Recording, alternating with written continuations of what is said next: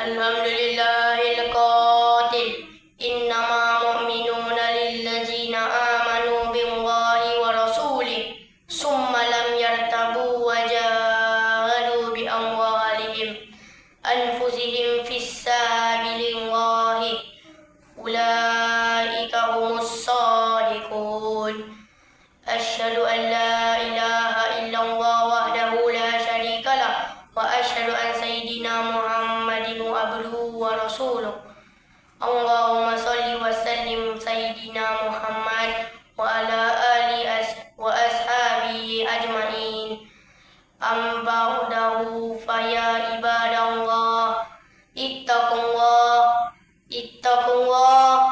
ittaqullah usikum wa iyaya bittaqwa faqad faza muttaqun.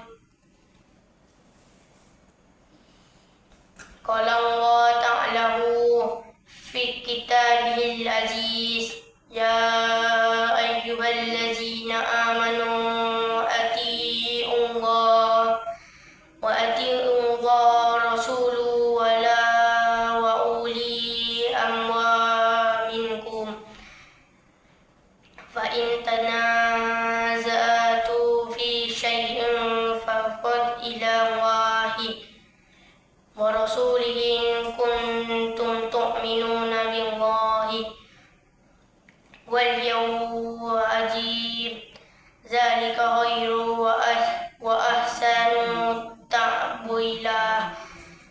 Bermaksud, wahai orang yang beriman, taatlah kamu kepada Allah dan taatlah kamu kepada Rasulullah dan kepada ulul amri, orang yang berkuasa daripada kalangan kamu. Kemudian, jika kamu berbantah-bantah dalam sesuatu perkara, maka hendaklah kamu mengembalikannya kepada kitab Allah, Al-Quran dan Al-Sunnah Rasulnya. Jika kamu benar-benar beriman kepada Allah dan hari akhirat, yang demikian adalah lebih baik bagi kamu dan lebih elok pula kesudahannya. Sidang Jumaat yang dirahmati Allah sekalian, marilah kita meningkatkan ketakwaan kepada Allah Subhanahu wa taala dengan bersungguh-sungguh melaksanakan segala perintahnya dan meninggalkan segala larangannya. Mudah-mudahan kita mendapat rahmat dan keberkatan hidup di dunia dan di akhirat.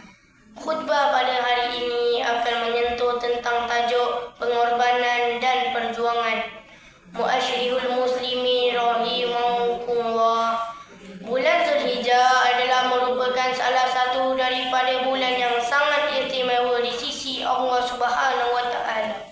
Ini kerana selain daripada ibadah haji, bulan Zulhijjah merupakan lambang sebuah kisah pengorbanan dan juga perjuangan yang pernah dilalui oleh keluarga Nabi Ibrahim alaihi salam, dan ianya menjadi sebahagian daripada pelaksanaan syariat umat Islam.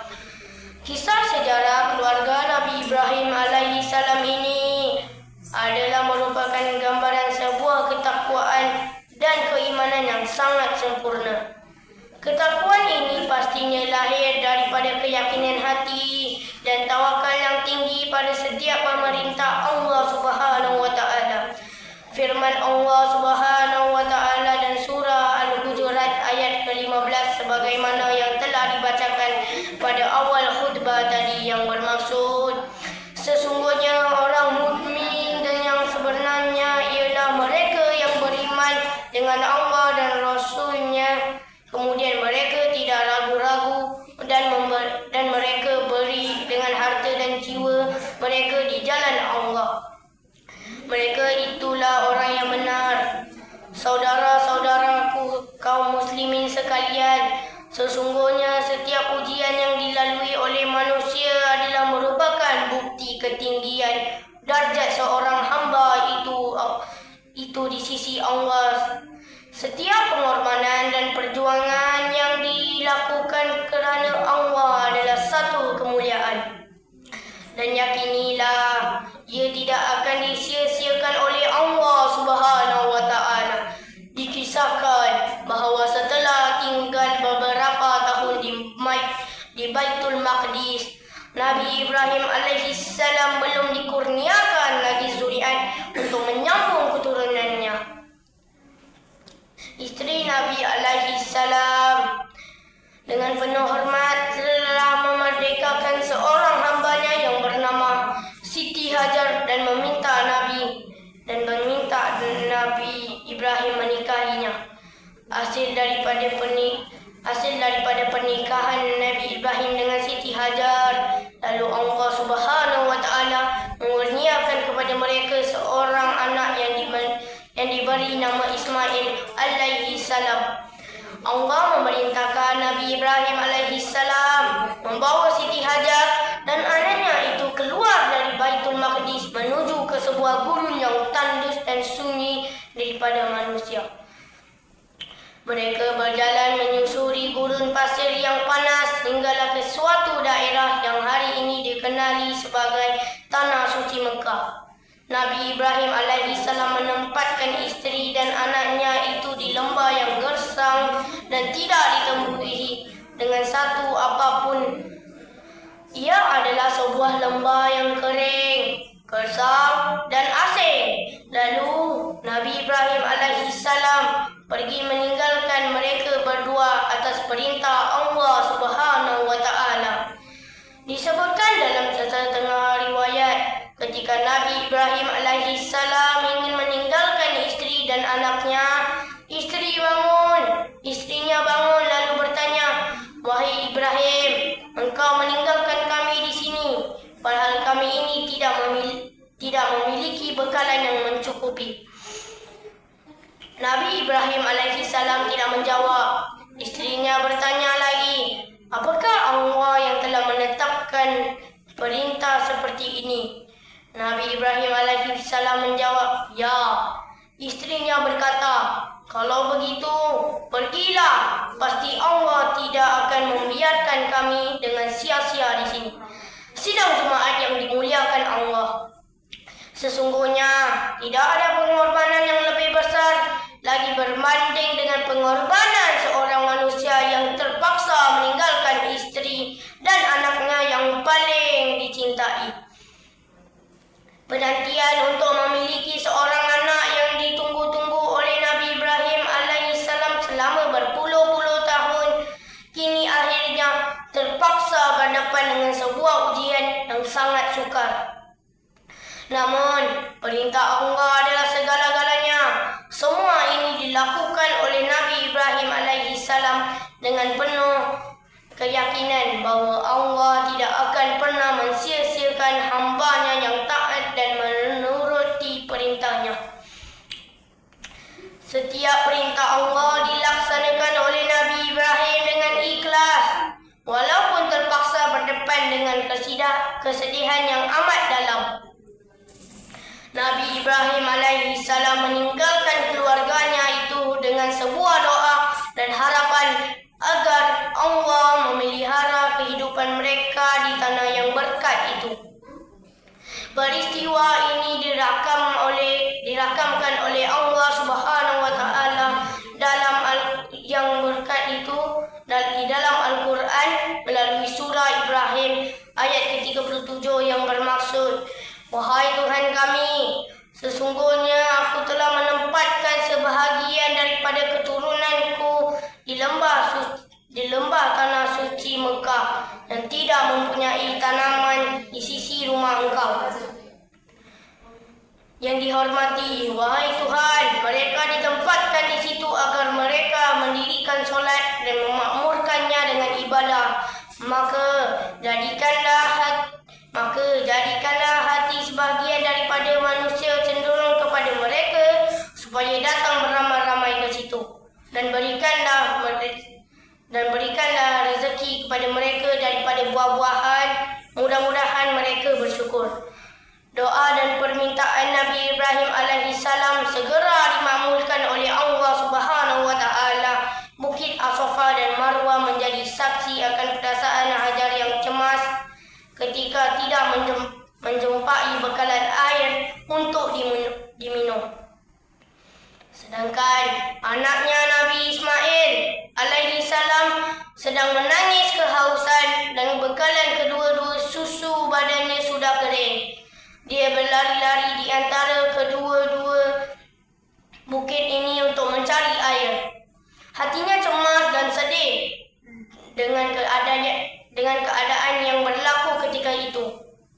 Kini bukan lagi masanya untuk bergantung harapannya pada makhluk, kerana Allah Subhanahu wa taala jualah sebaik-baiknya pelindung. Allah Subhanahu wa taala mengabulkan doa dan harapan keluarga yang mulia itu dengan sebuah mata air yang memancar daripada hentakan kaki anaknya Nabi Ismail alaihi salam. Tanpa disedari, perjuangan dan usaha Siti Hajar mencari setitik air demi anaknya yang tercinta dengan penuh tawakal tidak sia-sia. Siti Hajar turun berlari ke arah anaknya sambil menangis dengan penuh rasa syukur di hatinya. Lalu dia memagari mata air tersebut dengan pasir dan batu sehinggalah ia menjadi sebuah kolam yang hari ini dikenali sebagai Telaga Zamzam. Maha suci Allah telah mengaturkan seluruh kehidupan manusia itu dengan sempurna. Naluri keimanan telah membimbing keluarga Nabi Ibrahim alaihi salam untuk tunduk kepada perintah Allah yang Maha Pecinta. Tanpa ada sedikit pun rasa ragu-ragu terhadap Allah Subhanahu wa taala. Keluarga Nabi Ibrahim alaihi salam memenuhi setiap perintah Allah Subhanahu wa taala dengan taat. Sidang jemaat yang dirahmati Allah sekalian, bagi mengakhiri khutbah pada hari ini, khatib ingin mengingatkan bahawa setiap kesediaan seseorang itu untuk berkorban dalam melaksanakan perintah Allah akan tersedia untuknya limpahan berkah dalam kehidupan. Kisah keluarga Nabi Ibrahim alaihi salam adalah sebuah tarbiyah pendidikan yang sangat agung. Ia mengajarkan kepada kita tentang makna sebenar sebuah pengorbanan, perjuangan, kecintaan dan ketulusan hati dalam menjadi seorang hamba yang mentaati akan perintahnya. Sesungguhnya dalam setiap ketetapan yang telah ditentukan oleh Allah Subhanahu wa taala itu tersembunyi 1001 rahsia dan rahmatnya. Firman Allah Subhanahu wa taala dalam surah Ibrahim ayat 38. Rabbana innaka ta'lamu ma nafi wa ma na'linu wa ma ya'fa 'ala Allahi min syai'in fil ardi wala fis sama. Yang bermaksud, wahai Tuhan kami, sesungguhnya Engkau mengetahui apa-apa yang kami sembunyikan dan apa-apa yang kami zahirkan, dan tidak ada sesuatu pun yang tersembunyi bagi Allah, baik yang ada di bumi maupun yang ada di langit. Barakallahu li wa lakum fil Qur'anil azim wa nafani wa iyyakum bima fihi minal ayat wa az-zikril hakim wa